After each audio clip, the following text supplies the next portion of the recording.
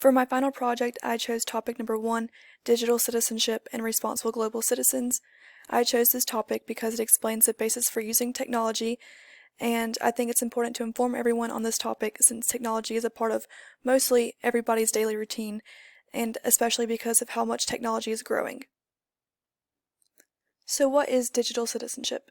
In my opinion, digital citizenship is being a part of the digital community while exercising self-awareness and community awareness. Being a part of the internet only works if digital citizens acknowledge their rights and responsibilities when using technology. Digital citizenship breaks down the fundamentals of using technology into 9 different elements. These elements include access, commerce, communication, literacy, etiquette, law, rights and responsibilities, health and wellness, and security. Here are some examples of the 9 different elements of digital citizenship. Access, such as accessing the internet using applications such as social media. Commerce, such as selling and buying items online through different applications such as Poshmark, Mercari. Communication, which is how we communicate with others online through Skype, email, Zoom, Twitter. Literacy, which aims to inform and teach others information like this PowerPoint's doing. Etiquette, leaving only respectful comments on people's posts and avoiding hate comments. Law, such as plagiarism and cheating. Rights and responsibilities of the internet, such as one's freedom of speech. Health and wellness by avoiding too much screen time. And lastly, security. The most common examples of this are probably the face and thumbprint ID on the iPhones. Why is digital citizenship important? It is important for a number of reasons, but I listed 5 here that I would say are the most important for society and culture today. Number 1, expressing yourself and your creativity. Number 2, because of the growing use of technology. Number 3, being able to protect yourself and your property online. Number 4, using technology appropriately and respectfully. And number 5, to teach others how to use technology. Digital citizenship has a great significance within education and customizing the classroom to incorporate safe use of the internet. It not only creates a space for students to learn, interact, and create, but can decrease inappropriate behavior online and in the classroom, and it also bridges the digital divide of students with limited access to the internet. In education, the 4 elements of main concern are digital access, digital literacy, digital etiquette, and digital security. Digital access is things like effectively using technology in the classroom, making sure students have access to the internet and Wi-Fi, and breaking the digital divide. Digital literacy, such as ISTE standards, being able to know how to use the computer, the keyboard, the mouse, and introducing students to websites and different search engines. Digital etiquette, teaching students not to cyberbully and respect others online. There are positive and negative sides to this. Positive digital etiquette is raising money online for a good cause, such as sharing or liking an Instagram post to raise money. And then the negative side would be starting, say, a Twitter war. Digital security is teaching students how to stay safe online and avoid viruses, scams, strangers, hackers, knowing the secure websites.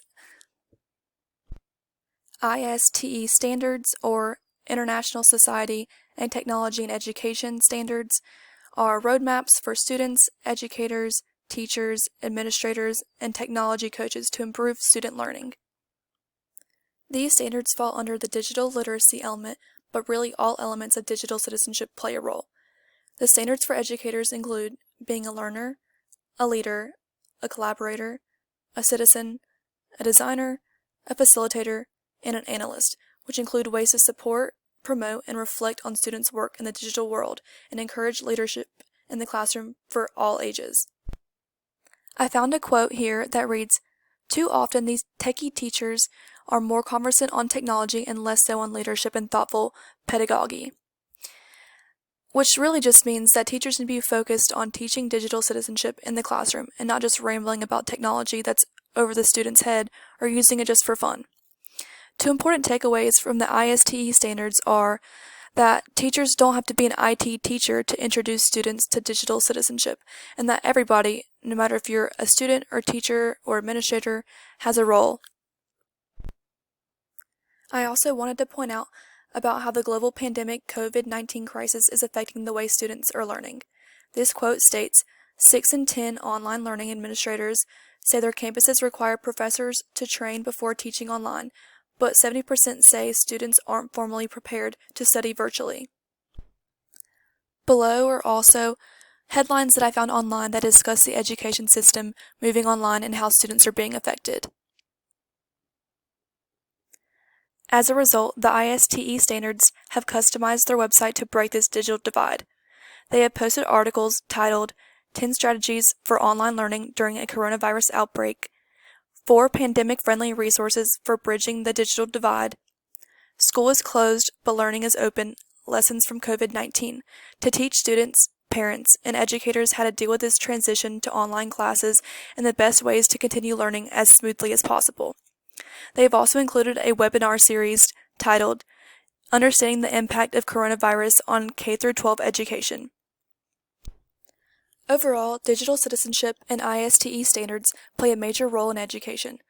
Without these technology guidelines for educators, teachers, and students, education will be negatively affected in the classroom and in out.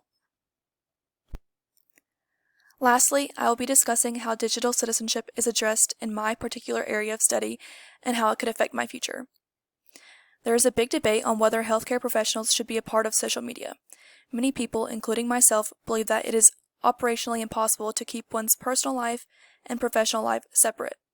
This, in turn, has led to the idea of using social media for healthcare purposes, such as being able to share information through educational channels to the general public, especially in times like these, during a global pandemic, social media as a research tool, real-time medical training for other aspiring professionals, such as through Skype, stamping out misconceptions or helping to focus on the truth and not whatever WebMD tells you, and networking to attract patients and connect with other doctors.